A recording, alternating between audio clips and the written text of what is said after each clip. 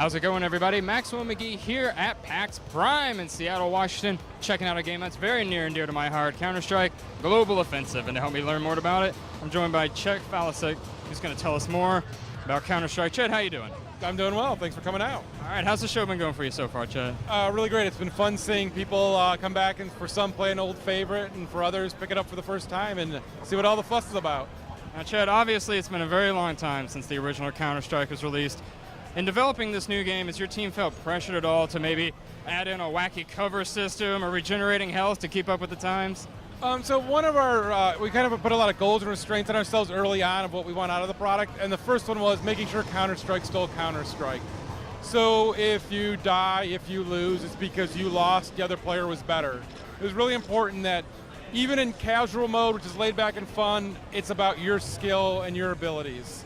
And one of the big things to help with that, though, is we added ELO skill-based matchmaking, and so that you're always playing with somebody of your skill level. And so that helps a lot of the frustration of going in and getting stomped on by somebody who's too good, or just stomping on people like me. You know, I just stomp on everybody, and it's no fun. So now you're always playing against somebody of your skill level.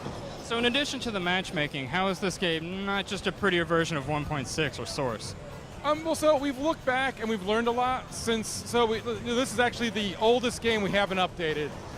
And so it's Counter-Strike Source was in 2004, and before that, 1999 was for Counter-Strike 1.6. We looked at why didn't people from 1.6 move to Counter-Strike Source?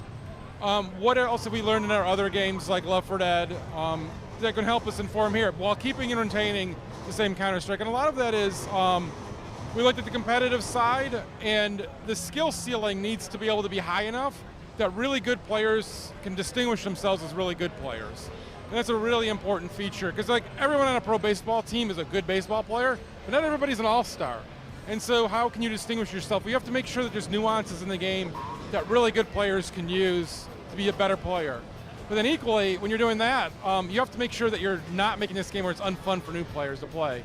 And so one of the things we did was we created a new mode called Casual Mode, where you don't have to worry about things like money, you don't have to worry about the buying the Kevlar.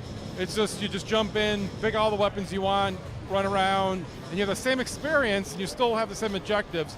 But you do it in a much more laid-back manner, like because there's no friendly fire, and you know those kinds of things that add frustration to new players, we've changed. I don't think anybody's going to have to worry about buying Kevlar in this game, actually, because I think you guys are giving it away for free. Is that correct? So we've actually made a little change here. And this is what our beta is going to be about. Well, we brought in a bunch of Counter-Strike Source pro players. We had them play it, and we got their feedback on it. And one of the things removing Kevlar does is it damages the economy system. In casual mode, where you get all the money you want, the economy system means nothing, so we should just give it to you to simplify it so new players don't forget to get it.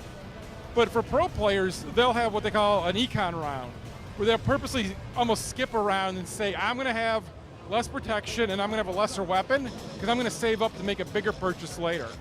And taking away the Kevlar robbed them of that metagame strategy. And so in a competitive game, you'll actually be able to buy Kevlar, or more importantly, choose not to buy Kevlar and save that money.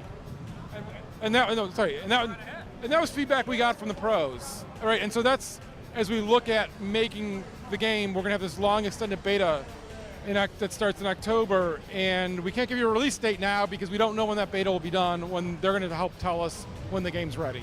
So Chet, I see we're playing on some 360 units here. Does that mean we can expect cross-platform play for CSGO?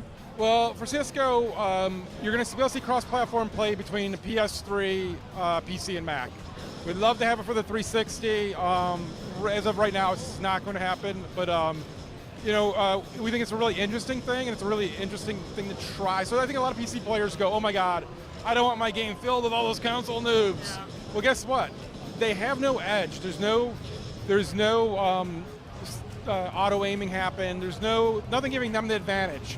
They're going to have to be as good with their input device as you are with yours, and then the skill-based matching will decide how you rank. So you know what, if you think you're a super tough guy, PC player, and you find out you're playing with PS3 players who just bought the game for the first time and are 80-year-old women, you may have coming to God that you're not that good. But so we'll see. We're gonna let the skill-based system decide who plays and who's the best player. And if you're a really good PS3 player and you want to show PC players who's good, you're going to have the opportunity to do it. And looking today, there's a lot of people who are really good with the controller, and I think PC players don't give them credit for that. And equally, the fidelity of movement of the PC devices, mouse and keyboard are pretty good as well. The PS3 will actually support the mouse and keyboard, will support the move, so it'll be pretty interesting. So I wanted to talk a little bit more about the pace and flow of the game. Would you say this game's perhaps faster or slower than previous Counter-Strikes? The pace of a Counter-Strike Go is the same pace as Counter-Strike, which is either really fast and it's quickly over, or it's a little bit more slow and methodical. We've actually shortened the rounds a little bit, taking some feedback of that originally from how we saw people customizing their servers. So it's a little bit more intense. You don't sit out that much longer. So like if you die, you're out. There's no health regeneration. That's it. You're dead. But the rounds last 3 minutes, so you're never out that long. And some strategies are to rush and try to own a section to move on. Some aren't. We've really looked at how people play the game now and really adjusted it to that. So we've also done things like we've seen maps that people no longer play, like Aztec and Dust, and said, why aren't they playing them anymore? Oh, well, there's this imbalance. Let's fix that. And we've gone back and we've fixed those maps so that they're more viable to play. So which maps have you guys announced so far for this game, and what other additions can players expect? So we're bringing back 7 classic maps, and 5 of them are going to be the bomb planning, and then 2 will be the hostage rescue. And then we're also going to come out with some new game modes and soon new maps with that. We're not announcing those yet, but we will soon. And can you tell us anything about mod support? And will there be mod support on the console version? Yeah. Well, so on the PC side of it, it'll be at the same level that Counter-Strike Source has. So if you want to play Counter-Strike because you really want to surf while you shoot guys, hey, you'll be maybe do it in a clown outfit if I'm so inclined. Exactly. It's always fun to see all the different things people get to do on that. So we want them to be able to host their own servers. We want them to be able to mod the game because part of that is that tells us a lot about the game. That tells us where their head's at, what they're looking for. Kind of like when you rank users or players, you kind of look at like the pros are at the top, and the next is really the server operators because they're making a lot of choices based on what they're seeing directly with the players in their player base. And so we always want to let those people have some control, and if their group of friends want to play it in a certain way, they should be able to play it in a certain way. Obviously, if you also want to just play the Counter-Strike that we're shipping, we're going to have our own dedicated servers. We're going to make sure you have the experience that we think is this one that works the best, and that we're going to modify so that through the beta period that it is the best for everybody. So we have that, but also, it's kind of the democracy of design.